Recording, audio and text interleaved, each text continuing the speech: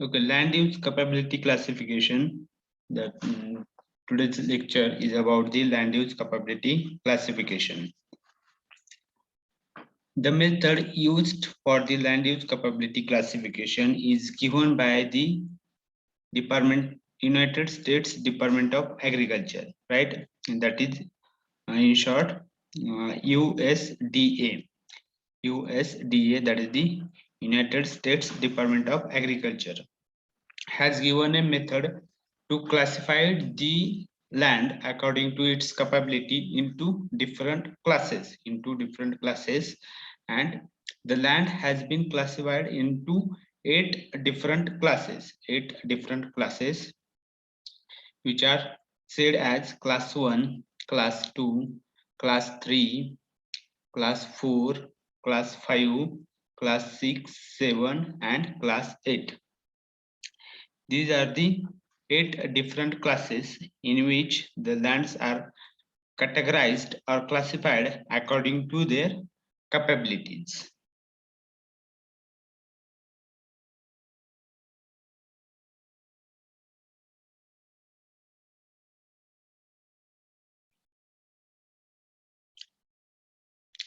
Land use capability classification.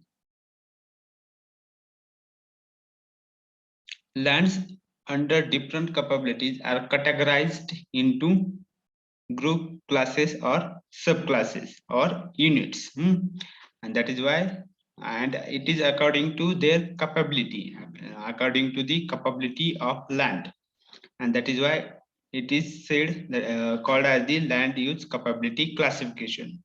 And the most widely method for the land use capability classification is given by the USDA.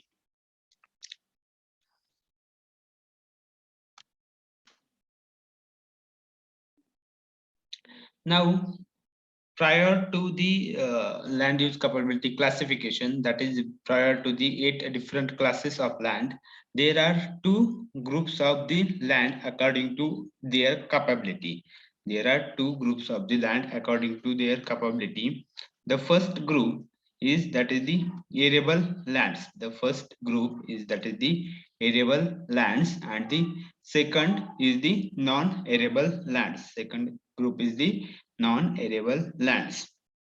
Now, arable lands, which means which lands which can be cultivated for crop production. The lands which can be cultivated for crop production, that lands are called as the arable lands.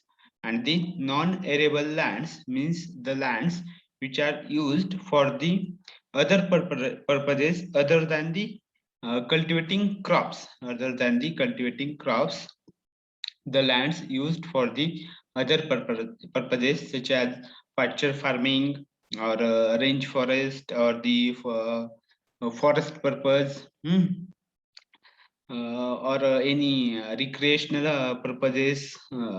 If the land is used, then that lands are the non-arable lands.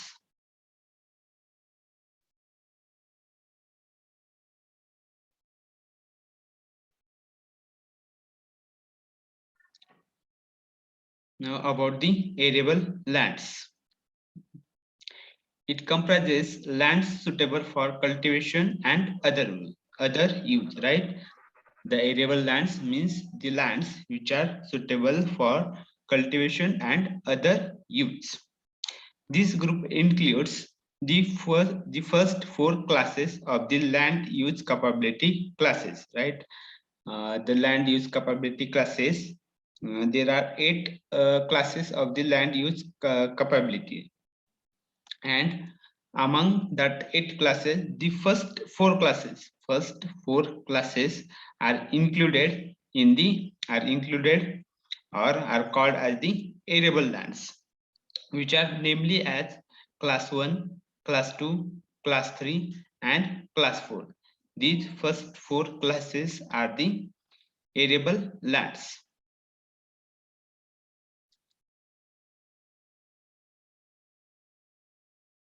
Then second one is about the non-arable lands.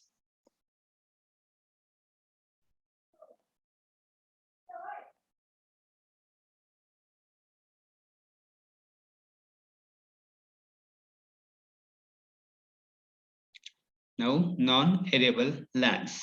It comprising land not suitable for cultivation. The lands which are not suitable for cultivation are included in the group that is the non-arable land. But these lands are suitable for other uses such as plantation crops, horticulture, forestry, grassland, and wildlife. For such a purposes, this non-arable land can be utilized. This group includes class 5, class 6, class 7, and class 8 lands in the land capability classification. Among the 8 classes of the land capability classification, the class 5, 6, class 7, and class 8 are included in the non-arable land group.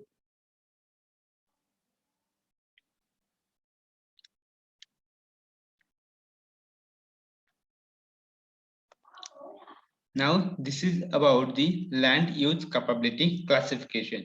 Here you can see the land use capability classification. The 8 classes of the land, that is from class 1 to class 8. Here you can see class 1, class 2, class 3, class 4, class 5, class 6, class 7, and class 8. These are the 8 classes in which lands are classified according to their capabilities, and these four first classes, the first 4 classes are termed as the arable lands. The first 4 classes, that is the class 1, class 2, class 3, class and class 4. These 4 classes are termed as the arable lands. These are termed as the arable lands. And from class 5 to class 8, from class 5 to class 8 lands are termed as the non-arable lands. The last 4 classes are termed as the non-arable lands. Now, the class first lands having the slope of 0 to 1%. The lands which have the slope from 0 to 1% are classified in class 1. Then the lands having slope 1% to the 3%, having slope 1% to the 3% are classified in class 2. Then the lands which are having the slope from 3% to the 5% are classified in class 3. Then the lands having slope ranging from 5% to the 10% are classified in class 4. These first 4 classes which have the slope up to 10%, are included in the arable land group. Now, the lands which having the slope which ranges from 15% to the 25% are categorized in class 5. Then the lands which having the slope from 25 to the 33% are categorized in class 6. Then the lands which having slope from 33% to the 50% are categorized in class 7. Then the lands which having the slope more than 50%, are categorized in 8 class, class 8. This classification is given as per the USDA method. That is the classification method given by the United States Department of Agriculture. and to indicate or to mention the different classes of the land on the map. If you have to indicate some individual class of the land on the map, then some color notations are used. Some color notations are used, and for that, various color indications are used on the map to indicate a individual class. To indicate a individual class. If you have to indicate class 1 soil in map, then that portion, that area which having class 1 and having slope 0 to 1% is indicated by light green color in the map. Then the class second soil which having slope 1 to 3% is indicated by yellow color in the map. Then the class third soils having slope 3 to 5% is indicated by red color in the map. Likewise, class 4 soil indicated by blue color in the map. Then the class 5 soils where the land slope will vary from 15% to the 25% are indicated by dark green or colorless. That is indicated by dark green color. If the color is indicated as dark green, then that soil is class 5 soil. And if no any color is provided for any indication of the class, that is, it means that it is colorless, that time also that class of the soil is 5. Then class 6 is indicated by orange color, class 7 is indicated by brown color, class 8 is indicated by purple color. These are the different color indications to indicate the soils of different or various classes over the map.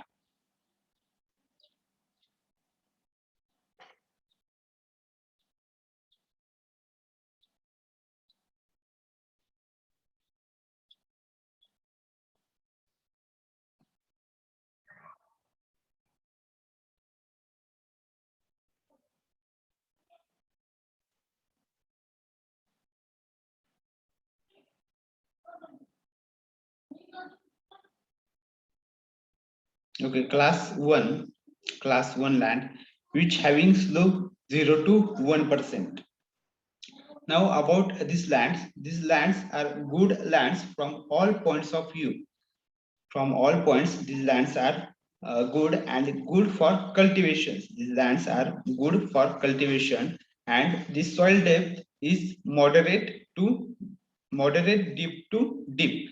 That is, the soil depth available for the roots is moderate deep to the deep, and it has good water holding capacity. These lands have good water holding capacity,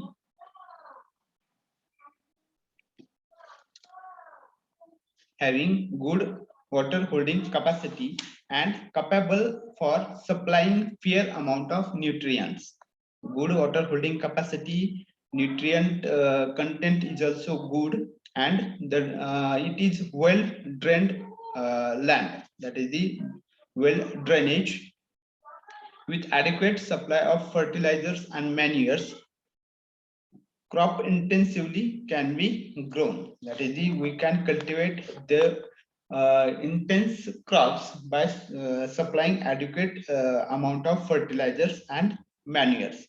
Such lands are uh, grouped in class 1, that is the which have slope 0 to 1%, then which having good soil depth, that is the soil is moderately deep to deep, then it has good water holding capacity, then it is capable for supplying fair amount of nutrients, then it is well drained, that is the well drainage property, then the high intense cropping can be possible, by supplying fair amount of fertilizers and manures.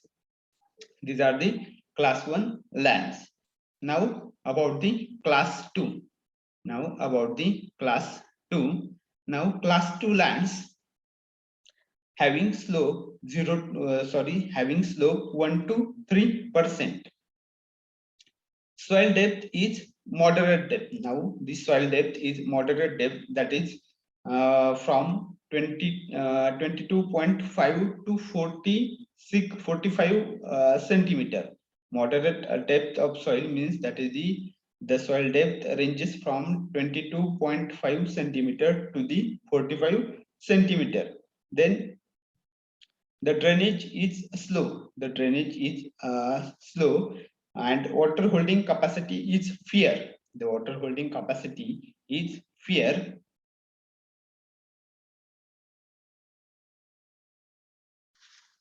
With soil conservation measures such as contour bunding, terracing, and contour cultivation, strip cropping, and use of cover crops in crop rotation, these lands can be made quite productive, right? These lands can be made quite productive. These lands good soil for many points, but not as good as class 1, right? These soils are good for cultivation, but not as good as class 1. Now about the class 3. Now about the class 3. In class 3 lands, slope ranges from 3 to 5%. It is moderately good for cultivation with limitations of moderately steep slopes. Now this slope is being steep.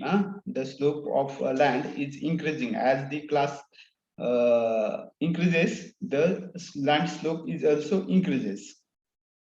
Now for class 3, the soil depth is shallow. The soil depth is shallow, that is it ranges from 7.5 centimeter to the 22.5 centimeter, that is the shallow soil. And the soil type is clay or hard pan or bed rock, which having the low water holding capacity. The water holding capacity is low, and also the soils have slow permeability. The permeability of the soil is slow, and that is why the soils are susceptible for water logging. Soils are susceptible for water logging. These are the class 3 lands. Now about the class 4 lands. About the class 4 lands. Class 4 lands having slope 5 to 10%. Class 4 land having slope 5 to 10%. Serious limitations restricting the choice of cropping, which need careful and efficient management. Because of the some limitations, if we want to cultivate the crop, then the serious adaptations, serious measures or efficient management has to be undertaken for the cultivation.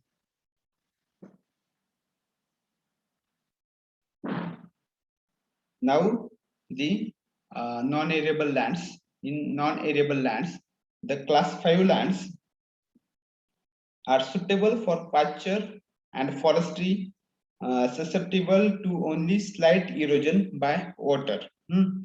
Class 5 lands are susceptible for water erosion, but these are suitable for pasture and forestry cultivation. Then class 7 lands. These soils are suitable to moderate permanent limitations, having shallow depth and steep slope. Slope is steep, which ranges from 25% to 33%, and such lands can be used for grazing and forestry and responds well if properly managed. The class 6 are used for grazing purpose and for forestry purpose. Then class 7 land are with some physical limitations, and rainfall is also one limitation. But if in class 7 land the rainfall is sufficient, then these lands can be used for forestry purpose. These lands can be used for forestry purpose. Then class 8 land, which are useful or used for wildlife and recreational purpose. The class 8 soils are mostly used for wildlife and recreational purposes.